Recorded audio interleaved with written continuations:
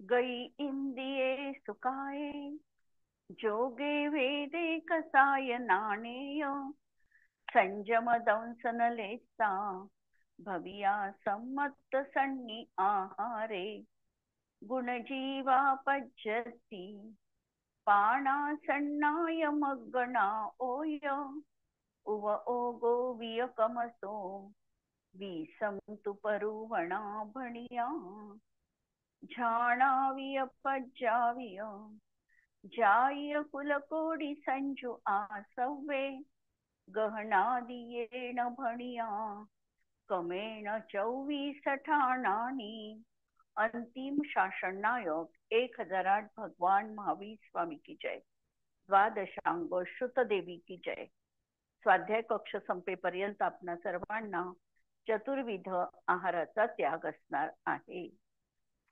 अनंतानुबंधी कषाय चतुष्क आपण 24 ठाणा अंतर्गत बघतो आहे. आणि अनंतानुबंधी हा कषाय अनंत अनुबंधाला कारणीभूत असा कषाय आहे. या म्हणजे कषायाचा वासनाकाल अनंत भव सांगितलेला आहे. म्हणजे भव भवांतरी देखील हा भाव कषाय भाव जीवनातून मिटत नाही. आणि 4 तऱ्हेच्या उपमा आपण काल बघितल्या, लक्षात ठेवण्यासाठी अत्यंत महत्वाच्या आहे. ह्याच्या जे 16 प्रकारांनी सांगणारच आहे. अप्रत्याख्यांच्या उपमा वेगळ्या देणार आहे, प्रत्याख्यानावर आणि संज्वलनच्या. अनंतानुबंधीच्या या ठिकाणी पहिल्यांदा सांगितल्या की जसा शिलालेखावर कोरलेला रेख हा वज्रलेपासारखा बनतो, त्याप्रमाणे अनंतानुबंधी क्रोध हा असा वज्रलेपी जीवनात दिसतो. अनंतानुबंधी माया ही पर्वताप्रमाणे न वाकणारी अशी माया आहे. म्हणून पत्थर के स्तंभ के तरह ही माया मान आहे. आणि माया ही वाळू बास आहे. बासाच्या मुळासारखी ही त्या ठिकाणी अनेक गठिली गठिली असे ते मुळा एकमेकात तुटून असणारी ही त्या याच्यामधून सुटणं जसं अवघड आहे, त्याप्रमाणे ही माया अत्यंत अशी जटिल स्वभावी अशी ही माया आहे. आणि अनंतानुबंधी लोभ हा किरमिजी रंगाप्रमाणे अत्यंत पक्का, कितीही वेळा वस्त्र धुतलं तरी देखील रंग न जाणारा अशा प्रकारचा हा अनंतानुबंधी लोभ, की अंतरंगामध्ये तो भाव जर पाहिजे आहे वस्तू, हा जर भाव बसला तर हा कित्येक काळपर्यंत अंतरंगामध्ये टिकून राहतो. त्या वस्तूला मला प्राप्त केल्याशिवाय चैन पडत नाही. प्राप्त होणं न होणं हे तर आमच्या साता असाता वेदनीयावर आहे, परंतु आम्हाला मात्र त्याच्या अभिलाषेचा भाव, कांक्षेचा भाव जीवनात निरंतर राहतो. असा हा अनंतानुबंधी लोभ आहे. काल आपण या 4 प्रकारचे बघितलेले आहेत. 3 प्रकार बघितले. आज आता आपल्याला 4था प्रकार कृमी राग सदृश लोभ किसे कहते हैं या बाबतीत नवीनच माहिती आपल्याला या ठिकाणी वाचायला मिळते. आणि जय धवलाकरांचं हे म्हणणं आहे, कृमी राग एक कीट विशेष होता है, एक प्रकारचा कीड़ा है. वह नियम से जिस वर्ण के आहार को ग्रहण करता है, उसी वर्ण के अति चिक्कन डोरे को अपने मल त्यागने के द्वारा से निकलता है, क्योंकि उसका वैसा ही स्वभाव है. और उस सूत्र द्वारा जुलाहे अति कीमती अनेक वस्त्र वाले नाना वस्त्र बनाते हैं. उस रंग को यद्यपि 1000 कलशों की सतत धारा प्रक्षालित किया जाता है, नाना प्रकार के सार युक्त जलों द्वारा धोया जाता है, तो भी उस रंग को थोड़ा भी दूर करना शक्य नहीं है, क्योंकि वह अति निकाचित स्वरूप है. अग्नि में जलाए जाने पर भी भस्मक पने को प्राप्त होते हुए उस कृमि राख से रंजित हुए वस्त्र का रंग कभी छूटने योग्य न होने से वैसा ही बना रहता है. इसी प्रकार जीव के हृदय स्थित अति तीव्र लोभ परिणाम, जिसे कृश नहीं किया जा सकता, वह कृमि राग के रंग के सदृश कहा जाता है. नवीन माहिती या ठिकाणी आपल्याला याच्या माध्यमातून थोडी प्राप्त झाली की अशा प्रकारचे पूर्वीच्या काळी कदाचित ते वस्त्र निर्माण करण्याची कला लोकांना ज्ञात असेल, तर अशा प्रकारचं ते रंग आहे. जहां अनंतानुबंधी क्रोध होता है वहां चारों क्रोध होते हैं, अतः यहाँ पर भी चारों क्रोधों को लेना चाहिए. जिथे अनंतानुबंधी क्रोधाचा समजा उदय आहे, उदय असताना आपण काय म्हणतो की क्रोधाचा अनंतानुबंधीचा क्रोधाचा उदय आहे. त्यावेळेला अप्रत्याख्यानावरण, प्रत्याख्यानावरण, संज्वलन चारही प्रकारचा क्रोध त्या ठिकाणी गर्भित आहे. मग याही ठिकाणी हीच विवक्षा आम्हाला लावायची का, प्रश्न आहे. जहां अनंतानुबंधी क्रोध होता है वहां अप्रत्याख्यानावरण, प्रत्याख्यानावरण, संज्वलन क्रोध होता ही है. फिर भी यहाँ पर अनंतानुबंधी क्रोध की विवक्षा होने से अन्य क्रोधों को गौण करके मात्र अनंतानुबंधी क्रोध को ही आश्रव के कारणों में ग्रहण किया है. इसी प्रकार मान आदि में भी मानना चाहिए. अनंतानुबंधी चतुष्क में से किसी एक समय में एक का ही उदय आता है, अर्थात क्रोध के साथ मान, माया आदि का उदय नहीं हो सकता. आता माझा एक प्रश्न आहे, याच्यावर आपण हे वाचलं की ज्या ठिकाणी अनंतानुबंधीचा क्रोध आहे त्या ठिकाणी चारही प्रकारचा क्रोध आहे. पण या ठिकाणी प्रकरण अनंतानुबंधी चतुष्काचं सुरू असल्यामुळे बाकीच्या तीन क्रोधांना परत स्वतंत्र रीतीने सांगणार आहे, कारण त्याची प्रक्रिया थोडी वेगळी आहे. त्याच्यामध्ये गुणस्थानाची परिपाटी बदलणार आहे, म्हणून ती स्वतंत्र कषाय चतुष्क घेऊन ते सांगणार आहे. मग आता अनंतानुबंधीचा क्रोधाचा जेव्हा उदय आहे त्यावेळेला किती प्रकारच्या कषायांना तो बांधतो आहे. अनंतानुबंधी क्रोध केवळ बंध करताना अनंतानुबंधी क्रोधाचाच बंध करेल का, की अनंतानुबंधी क्रोधानी चारही प्रकारचा बंध होऊ शकतो. प्रश्न आलाय लक्षात. तो क्रोधच बांधेल, क्रोधाच्या उदयात क्रोध, जसं मिथ्यात्वाच्या उदयात मिथ्यात्वच बांधल्या जातं त्याप्रमाणे अनंतानुबंधी क्रोधाचा उदय आहे, तर अनंतानुबंधी क्रोधाचा उदय केवळ अनंतानुबंधी क्रोधाचाच बंध करतो का, हा प्रश्न आहे. सगळ्याच कषायांचा करेल ना.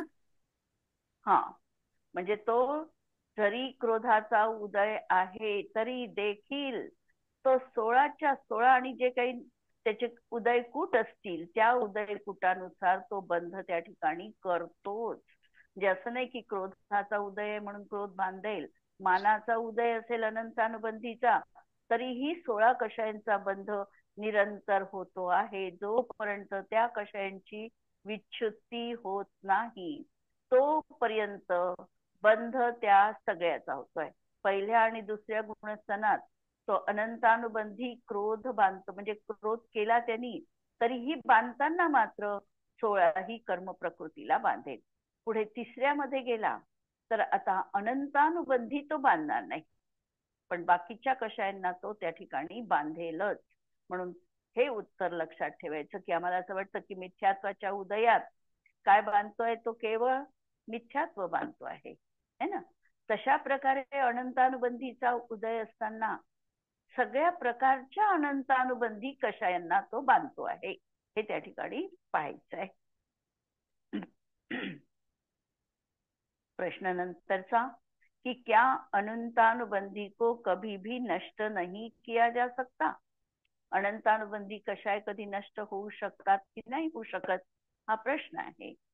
यद्यपि अनंतानुबंधी कषाय का वासना काल अनंत है, अनंतानुबंधी कषाय पत्थर की रेखा के समान है, फिर भी पुरुषार्थ से उसे नष्ट किया जा सकता है ना. पुरुषार्थ केला जीवानी, आणि पुरुषार्थ जीव कोणता करू शकतो, तर पुरुषार्थ एकमेव हा जीव करू शकतो आपल्या त्रिकाली ध्रुव अशा आत्मतत्वाची साधना करणं, हे त्याच्यासाठी पुरुषार्थ आहे.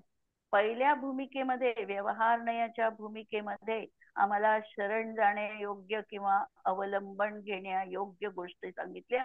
त्यामध्ये सांगितलं, कशाचं उदाहरण सांगितलं, मंदिर, चिनचैत्य, हे आम्हाला त्या ठिकाणी उपयोगी व्यवहारनयानी सांगितलेलं आहे. जिनोपदेश हा निमित्त कारण म्हटलेला आहे. आणि शेवटी ज्या वेळेला तो कर्ण परिणाम करतो, ह्या कर्ण परिणामामध्ये पंचपरमेष्ठी तर शरण रूप आहेतच, पण पंचपरमेष्ठी गौण रूपाने स्वीकार करून स्वतःचा निज परमात्मा रूप आत्मा मुख्य रूपाने अवलंबन घेऊन त्याचा सर्व उपयोग आत्मतत्वाकडे केंद्रित होतो. म्हणजे ही जेव्हा प्रक्रिया आमच्या अंतरंगामध्ये राहील त्यावेळेला अनंतानुबंधी कषाय नष्ट होऊ शकणार आहे. म्हणून त्याला नष्ट करता येऊ शकतं. जिस प्रकार पत्थर पर बनी हुई लकीर को भी घिसकर साफ किया जाता है.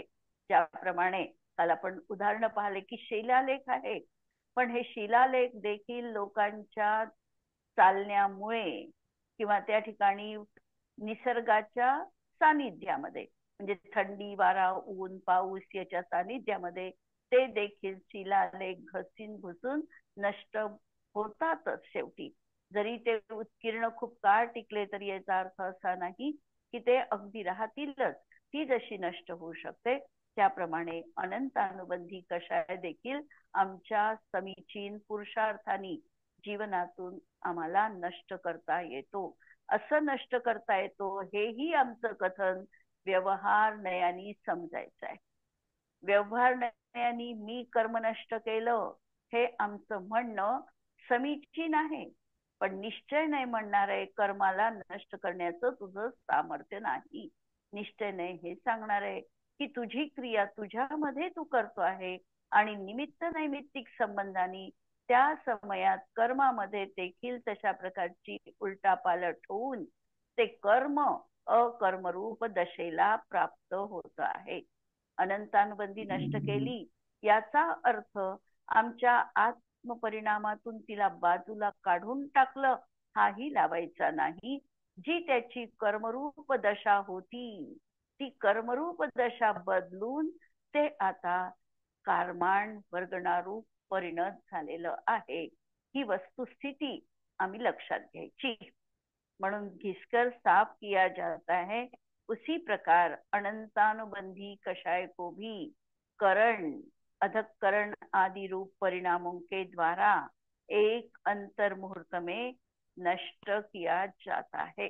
जेव्हा प्रथमोपशम सम्यक्त्वाची प्रक्रिया जीव करतो याचा अर्थ अधकरण वगैरे परिणाम हे परत कर्माशी संबंधित आहे. ही प्रक्रिया जीवाची नाही. जीवाची तर प्रक्रिया सांगताना करण म्हणजे काय सांगितलं तर करण याचा अर्थ सांगितला प्रति समय आत्म्यामध्ये अनंत गुणित विशुद्धता होणं हे आहे करण परिणाम. हा परिणाम जीवाचा झाला आणि तिकडे तशा प्रकारे कर्मांमध्ये अंतर पडलं किंवा बंधापसरण झालं किंवा या सगळ्या अपकर्षण झालं, उत्कर्षण झालं, या सगळ्या प्रक्रिया त्या ठिकाणी संपन्न होऊन जीव त्या ठिकाणी अंतर्मुहूर्तामध्ये देखील या सगळ्या कर्म प्रकृतीला बाजूला सारू शकतो, अंतर पाडू शकतो. आता प्रश्न परत माझा असा असणार आहे की अनंतानुबंधी कषायामध्ये हा अंतर पाडू शकतो का? अंतरकरण करू शकतो का? अंतरकरण करणे म्हणजे गॅप पाडणे, त्या ठिकाणी अंतर निर्माण करणे. अनंतानुबंधीमध्ये ही प्रक्रिया उपशम करतो. अनंतानुबंधीचा उपशम करतो. उपशम कसा करतो? उदयाला येणाऱ्या ज्या कर्मपरमाणू आहेत त्यांना खाली दाबून ठेवतो असं म्हटलं जातं. हा, खाली म्हणजे म्हणजे अंतर पाडणं झालं. हे खाली हम्म, दाबून ठेवतो याचा अर्थ की हम्म, कर्म सत्तेत आहे पण उदयात नाही. हम्म, उपशमाची ही प्रक्रिया झाली की कर्म जीवाच्या सत्तेत आहे पण आत्ता उदयरूप नाही. परंतु मिथ्यात्वामध्ये जसा तो अंतर पाडतो म्हणजे हम्म, त्याचे शेक खाली टाकतो, वर टाकतो आणि मध्ये पोकळी निर्माण करतो, मिथ्यात्व विरहित दशा त्याची तिथे बनवतो. तशा हम्म. प्रकारे अनंतानुबंधीचा अंतररूप उपशम होत नाही. म्हणून मिथ्यात्वाच्या उपशमाला म्हटलेलं आहे अंतर्कर्तन त्या प्रक्रियेमध्ये की त्याचा प्रशस्त उपशम केला, प्रशस्त उपशम केला आणि अनंत अनुबंधीचा अप्रशस्त उपशम होतो. अप्रशस्त उपशम होतो याचा अर्थ एक समय आधी फक्त अनंतानुबंधी बदलून अप्रत्याख्यान प्रत्याख्यान रूप होऊन उदयात येऊन निघून जातं.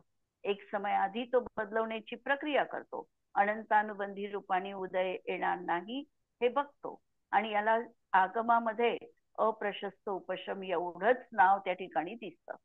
आणि मिथ्यात्वासाठी सांगतात की मिथ्यात्वाचे किंवा सम्यक मिथ्यात्व किंवा सम्यक प्रकृती असेल, या तीन मध्ये मात्र तो उपशम करू शकतो.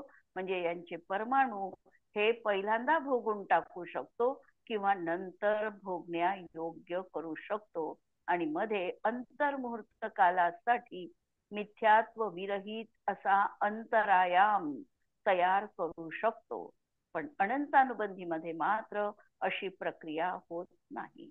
म्हणून त्याला म्हणायचं अप्रशस्त उपशम केला आणि मिथ्यात्वाचा प्रशस्त उपशम केला. ठीक है. पुढचा प्रश्न, क्या ऐसे कोई जीव है जिनके अनंतानुबंधी कषाय का कभी नाश नहीं होगा? याचं तर सरळ उत्तर आहे आपल्याला. असे जीव कोण राहतील की जे अभव्य जीव राहतील की जे, आणि आणखी अभव्य राहतील, आणखी कोण राहतील? नित्य निघत, नित्य निगोजातले काही निघतात, पण अभव्या समभव्य किंवा अभव्या समभव्य, की जे आहेत भव्य पण अभव्या समभव्य आहे, ते देखील अनंतानुबंधीचा कधीही जीवनात क्षय करू शकत नाही. म्हणून हा अभव्य जीवों के अनंतानुबंधी कषाय का कभी नाश नहीं होगा, तथा वे भव्य जीव जो सती विद्भा के समान है, अर्थात अभव्य समभव्य जीवों के भी कभी अनंतानुबंधी कषाय का नाश नहीं होगा. सती विधवा के समान है याचा अर्थ काय? तिच्यामध्ये क्षमता आहे पुत्राची प्राप्ती करण्यासाठी, पण ती करू शकत नाही पतीच्या याच्यात. बरोबर. पतीजीचा मेलेला आहे अशी स्त्री असेल, ती तिच्यात योग्यताच आहे, पण तिला तशा प्रकारचं निमित्त कारण मिळत नाही, आणि म्हणून ती मोक्षाला म्हणजे त्या ठिकाणी वांस म्हटल्या जाते, पुत्र निर्माण करू शकत नाही. त्याप्रमाणे हा अभव्य समभव्य जीव की जो आता आहे तर भव्य, परंतु कोणत्याही परिस्थितीमध्ये अशा प्रकारचं निमित्त कारण त्यांना मिळणार नाही आहे, आणि म्हणून ते अभव्य समभव्य म्हटल्या जातात. त्यांच्याही अनंतानुबंधी कषायांचा कधी नाश नहीं होगा, क्योंकि इनमें मोक्ष जाने की क्षमता होते हुए भी इन्हें कभी अनंतानुबंधी चतुष्क का क्षय उपशम करने योग्य निमित्त नहीं मिलेंगे. जिस प्रकार सती विधवा को पुत्र प्राप्ति के योग्य निमित्त नहीं मिलेंगे, इसीलिए उसमें पुत्र प्राप्ति की क्षमता होने पर भी उसे कभी पुत्र की प्राप्ति नहीं होगी. म्हणून दोन जीव हे अनंतानुबंधी कधीही नष्ट करू शकत नाही. अभव्य तर नष्टच करू शकत नाही, आणि जे अभव्य समभव्य आहे ते देखील नष्ट करू शकत नाही. क्या ऐसे कोई जीव है जिनके अब कभी अनंतानुबंधी संबंधी आश्रव के प्रत्यय नहीं होंगे? अनंतानुबंधीचा आश्रव कुणाला रुकणार आहे, कुणाला होणार नाही? क्षायिक सम्यक दृष्टी जीव. क्षायिक सम्यक दृष्टीला आता, कारण क्षायिक सम्यक दृष्टी आता त्यांनी काय केलेले आहे, पहिल्यांदा तर अनंतानुबंधीची विसंयोजना केली, आणि त्यानंतर मिथ्यात्व, सम्यक मिथ्यात्व आणि सम्यक प्रकृतींचा क्षय केला. जेव्हा या तीन प्रकृतींचा क्षय होईल तेव्हा अनंतानुबंधीच्या विसंयोजनेला क्षय हे नाव प्राप्त होतं. वे जीव जिन्होंने क्षायिक सम्यक दर्शन प्राप्त कर लिया तथा जो कृतकृत्य वेदक सम्यक दृष्टि है, म्हणतो. अनंतानुबंधीची विसंयोजना जो जीव करतो आपण असं म्हणतो, तो हा म्हणजे अनंतानुबंधी क्रोधमान माया लोभ हा प्रत्याख्यानावरण अप्रत्याख्यानावरण करतो हो असं आहे ना. तर मग हो परत प्रत्याख्यानावरण अप्रत्याख्यानावरण झालेले त्यांचे ते जे कर्म परमाणू आहे ते परत हो अनंतानुबंधी रूप परिवर्तित होतात का? हो म्हणजे जर त्यांनी उपशम सम्यक्त्व केलं, द्वितीयोपशम सम्यक्त्व करून तो हम्म जरी 11व्यामध्ये गेला आणि हम्म 11व्यात आता तो खाली आला, मिथ्यात्वाचा उदय आला. हम्म मिथ्यात्वात आल्यानंतर आता ज्यांनी हम्म जी विसंयोजना केली होती अनंतानुबंधी कर्म प्रकृतींची, त्याची हम्म. परत संयोजना होते. म्हणजे तो परत अनंतानुबंधी कषाय बांधतो आणि ते अच्छा. त्याच्या सत्तेमध्ये निर्माण होतात. म्हणून तिथपर्यंत जोपर्यंत या दोन प्रकृती क्षयाला प्राप्त होत नाही तोपर्यंत त्याला क्षय एकदम म्हटलेलं नाहीये. कारण हम्म. सातव्या गुणस्थानात आपण काय लावतो की अनंतानुबंधीची त्यांनी विसंयोजना केली विसंयोजना आहे केली आहे. द्वितीयोपशमवाल्यासाठी. हम्म आणि श्रेणीचं आरोहण केला त्यांनी. श्रेणी हम्म आरोहण केल्यानंतर 11व्यापर्यंतही जाऊ शकला. खाली हम्म पण 7 पर्यंत क्रमाने आला. 7 मध्ये आल्यानंतर सांगता येत नाही, तिथेही मिथ्यात्वाचा उदय येऊ शकतो किंवा 5 हम्म 4 मध्ये आल्यावरही मिथ्यात्वाचा उदय आला. मिथ्यात्वाचा उदय आल्यानंतर तो तिथे कशी परिस्थिती झाली, आता पहिल्या गुणस्थानात आलेला आहे. त्याच्या हम्म पहिल्या गुणस्थानात असताना अनंतानुबंधी त्याच्या सत्तेत नाही, एक अंतर्मुहूर्त पर्यंत. हम्म आणि मिथ्यात्व कर्माचा जसा उदय सुरू झाला तर मिथ्यात्व हम्म कर्मानी स्वतः सोबत अनंतानुबंधीच्या बंधालाही प्रारंभ केला. म्हणून हम्म अनंतानुबंधीचा बंध हा परमुख दयी बंध आहे. म्हणजे दुसऱ्याच्या उदयात देखील ही कर्म प्रकृती बांधल्या जाते. म्हणून हम्म त्याचाही आता बंध प्रारंभ झाला. बंध झाल्यानंतर त्याचा आबाधा व्यतीत होईपर्यंत अनंतानुबंधी उदयात येत नाही आणि हम्म नंतर परत अनंतानुबंधीचा उदय परत त्याचा सुरू होतो. हम्म. हे फक्त म्हणजे जेव्हा 11व्या गुणस्थानातून खाली येतो तेव्हाच होणार आहे. हो.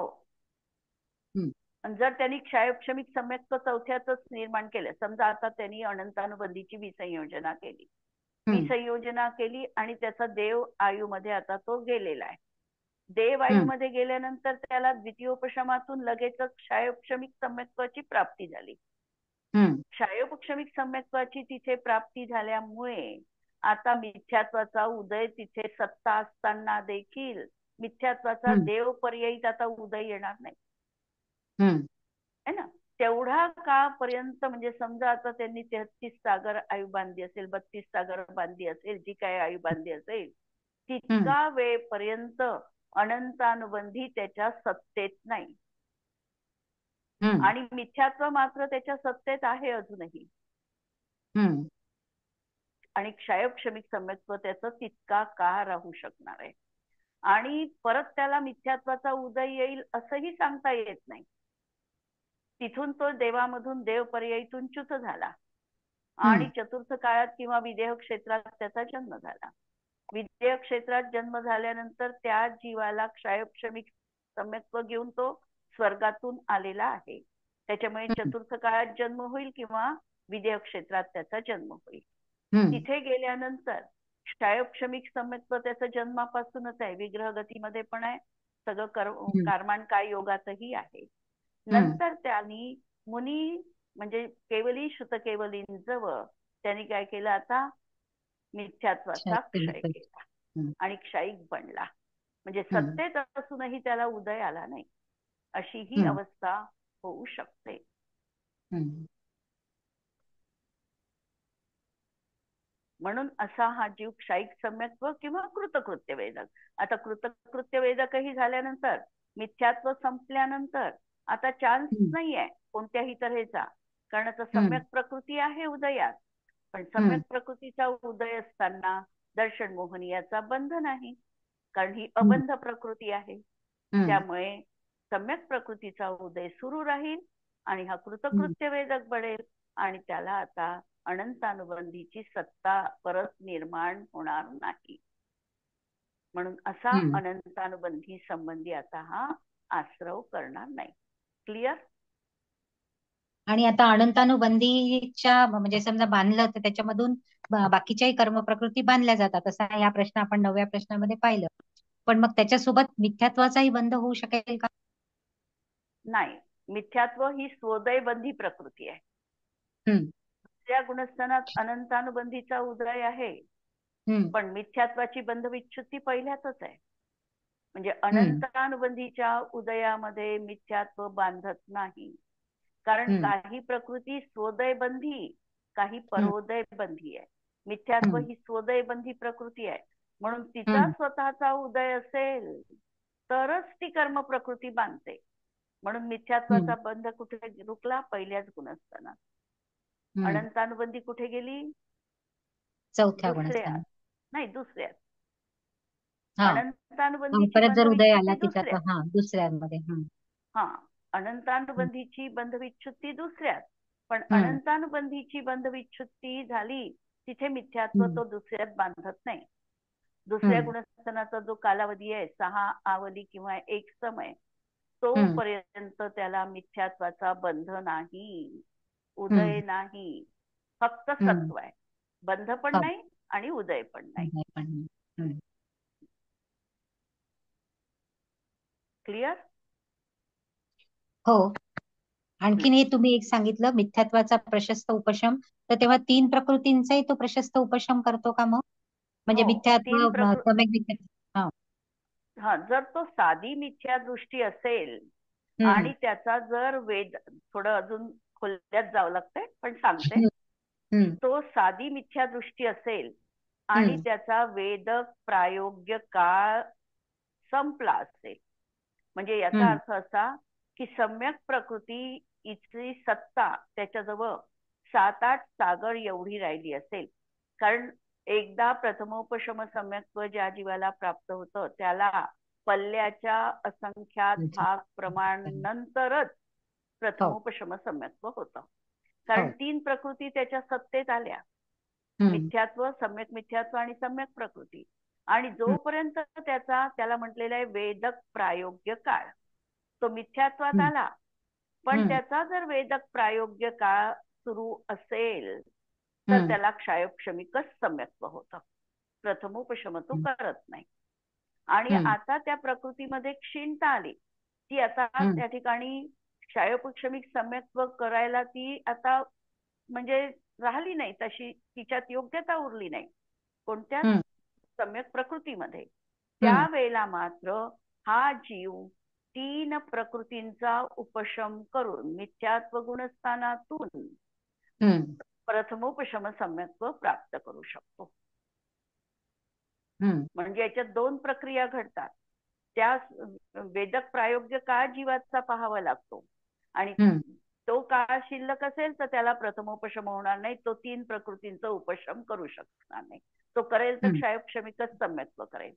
आणि हम्म त्या प्रकृतींचा जर तो काळ संपून गेला असेल तर मात्र हम्म तो त्या ठिकाणी 3 प्रकृतींचा प्रशस्त उपशम करून आणि हम्म अनंतानुबंधीचा अप्रशस्त उपशम करून हम्म प्रथमोपशम सम्यक्त्व प्राप्त करू शकतो. हम्म. अजून ठीक. यावर काही? हा, म्हणून सम्यक दृष्टी या संबंधी त्याला आश्रय होणार नाही, कृतकृत्य वेदकवाल्याला आणि क्षायिक सम्यक दृष्टीला. तथा दूसरे तीसरे नरक में जाने के सन्मुख मिथ्या दृष्टि तीर्थंकर प्रकृति की सत्ता वाला जीव जब तक नरक में पहुंचकर सम्यक्त्व प्राप्त नहीं कर लेते, उन जीवों को छोड़कर शेष जिन्होंने तीर्थंकर प्रकृति का बंध कर लिया है उनके भी कभी अनंतानुबंधी कषाय के निमित्त से आश्रव नहीं होगा, क्योंकि वे कभी सम्यक्त्व से च्युत होकर पहले और दूसरे गुणस्थान को प्राप्त नहीं होते. म्हणजे तीर्थंकर प्रकृती ज्यांच्या सत्तेत आहे असा जीव देखील सामान्यपणे पाहिलं तर तो क्षायोक्षमिक सम्यक्त्व करतो, त्याला अनंतानुबंधीचा त्या ठिकाणी आश्रव राहणार नाही. परंतु याला अपवाद सांगितला की जो तीर्थंकर प्रकृतीचा सत्तावाला जीव आहे परंतु जो दुसऱ्या किंवा तिसऱ्या नरकात जाण्यासाठी सन्मुख आहे, म्हणजे जाणार आहे तो, तर जात असताना त्याला नियमाने पहिल्या गुणस्थानातच त्याचं मरण होतं. तो सम्यक्त्व घेऊन दुसऱ्या तिसऱ्या म्हणजे पहिल्याच नरकात जाऊ शकतो, पुढच्या नरकात जाऊ शकत नाही. हा नियम आपल्याला माहिती आहे. आता तो जाणार आहे दुसऱ्या किंवा तिसऱ्या नरकात, कारण तीर्थंकर प्रकृती सत्तेत आहे. तीर्थंकर प्रकृतीची सत्तावाला जीव 3 नरकाचं उल्लंघन करत नाही, म्हणजे चौथ्या नरकात जाणार नाही. आता तो जाणार तर आहे तीर्थंकर प्रकृती. तीर्थंकर प्रकृतीचं आणखी वैशिष्ट्य की ती निरंतर बांधल्या जाणारी प्रकृती आहे, तिचा बंध रुकत नाही. पण या परिस्थितीत तीर्थंकर प्रकृतीचा बंध रुकणार आहे, आणि रुकणार असताना तो मिथ्यात्व गुणस्थानात पतित होणार आहे. म्हणजे मरताना नियमपूर्वक एक अंतर्मुहूर्त आधी तो मिथ्यात्वात येईल. मिथ्यात्वात आल्याबरोबर त्याला अनंतानुबंधीचा बंध सुरू झाला, आणि हा जीव नरकामध्ये जाईल. नरकामध्ये गेल्यानंतर पर्याप्त दशा प्राप्त केल्यानंतर एक अंतर्मुहूर्तातच तिथे लगेचच क्षायोपक्षमिक सम्यक्त्वाची प्राप्ती करतो, आणि लगेच त्याला मिथ्यात्वाचा आता नाश झाला, क्षायोपक्षमिक सम्यक्त्व प्राप्त केलं म्हणून नाश म्हणजे नाहीये उदयात, आणि तीर्थंकर प्रकृतीचा तो जीव बंध प्रारंभ करतो. तर अशा या परिस्थितीमध्ये त्याला अनंतानुबंधीचा आश्रवाचा प्रत्यय अशा रीतीने विद्यमान राहणार आहे. परत एकदा हे वाचते म्हणजे परत आता क्लिअर होईल. तथा दुसरे किंवा तिसरे नरक में जाने के सन्मुख मिथ्या दृष्टी, की ज्याच्या सत्तेमध्ये आता तीर्थंकर प्रकृती आहे, म्हणजे तो या ठिकाणी ज्यांनी तीर्थंकर प्रकृतीचा बंध त्यांनी केलेला आहे, तेव्हापासून तीर्थंकर प्रकृती तो निरंतर बांधत आहे, असा ही त्याची सत्ता असणारा जीव जब तक नरक में पहुंचकर सम्यक्त्व प्राप्त कर नहीं लेते. कधी प्राप्त होणार आहे? फक्त मरताना राहणार नाही एक अंतर्मुहूर्त, विग्रह गतीत राहणार नाही, अपर्याप्तक अवस्थेत त्याला सम्यक्त्व राहणार नाही. पर्याप्तक झाल्यानंतर अंतर्मुहूर्तातच तो क्षायोपक्षमिक सम्यक्त्व प्राप्त करतो. जोपर्यंत प्राप्त नहीं कर लेते उन जीवों को छोड़कर शेष जिन्होंने तीर्थंकर प्रकृति का बंध कर लिया है. आता ज्यांनी बाकीचे देवगतीत जाणारा असेल तीर्थंकर प्रकृतीवाला जीव कोणत्या गतीत जाऊ शकतो? देवगती आणि नरक गती. नरक गती दोनच या ठिकाणी जाऊ शकतो. तो तिर्यंच्या आयुत जाणार नाही आणि तो मनुष्य आयुत पण जात नाही, कारण मनुष्य बनून तीर्थंकर झाला हेही होत नाही, आणि तिर्यंच्या गतीतील जीव मरून तीर्थंकर बनला असंही संभवत नाही. म्हणून त्या ठिकाणी असे जीव फक्त देवगतीमध्येच जाणार आहे, आणि त्या ठिकाणी त्यांचं सम्यक्त्व सुटत नाही. सम्यक्त्व घेऊनच ते देवपर्यायी जन्म घेतात, ज्यांच्या सत्तेत म्हणजे ज्यांना तीर्थंकर प्रकृतीचा बंध होतो आहे. फक्त नरकात जाताना ते जाऊ शकत नाही. म्हणून अनंतानुबंधी कषाय के निमित्त से त्यांना आश्रव होणार नाही, क्योंकि ये कभी सम्यक्त्व से च्युत होकर पहले किंवा दुसरे गुणस्थान में प्राप्त नहीं होते. जरी क्षायोपक्षमिक सम्यक्त्व घेऊन ते देव पर्यायीत गेले असेल तरीही सम्यक्त्व सहितच त्यांचा जन्म होणार आहे. मनुष्य पर्याय त्यांना मिळणार आहे. मनुष्य पर्याय प्राप्त झाल्यानंतर स्वतःच्याच पादमूलाजवळ मुनी जेव्हा ते बनतील तेव्हा ते क्षायोपक्षमिक सम्यक्त्व क्षायिक सम्यक्त्वात परिवर्तित करतात. हाही एक महत्वाचा भाग आहे की आता जो जीव देवपर्यायीत आहे, क्षायोपक्षमिक सम्यक्त्व आहे आणि तीर्थंकर बनणार आहे, तीर्थंकर बनल्यानंतर क्षायिक सम्यक्त्व कुठे प्राप्त करेल? तर तो जेव्हा स्वतःच्याच मुनिपद धारण करेल तेव्हा श्रुत केवली बनतात, आणि स्वतःच्याच पादमूलाजवळ त्यांचं ते क्षायोपक्षमिक सम्यक्त्व क्षायिक रूपाने परिवर्तित होतं. कारण त्यांना कसे आहे, स्वयंभू आहे सगळे तीर्थंकर.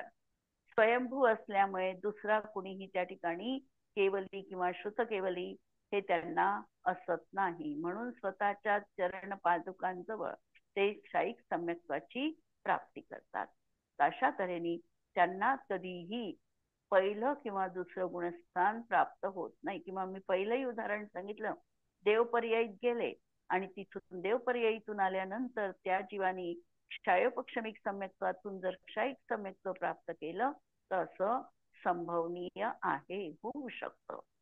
तर अशा प्रकारे आपण हे बघितलं. याच्यावर पुढे उद्याला बघू. कोणाला काही प्रश्न? क्षयक्षमी सम्यक्त्वातून देवगतीमध्ये क्षयिक सम्यक्त्व प्राप्त करतील का? नाही नाही नाही ना, कारण तो इकडेच यावं कर्म लागेल. परत इथेच केवलींच्या आल्यावर पाद होणार आहे. हा, केवलीं केवली किंवा श्रुत केवलींच्या चरण पादकांजवळच त्यांना होणार आहे. तिथे ते नाही करू शकत, कारण तिथे करू प्रस्थापक कोण पाहिजे? कर्मभूमीच मनुष्य, मनुष्य पाहिजे. हा, मनुष्यच पाहिजे.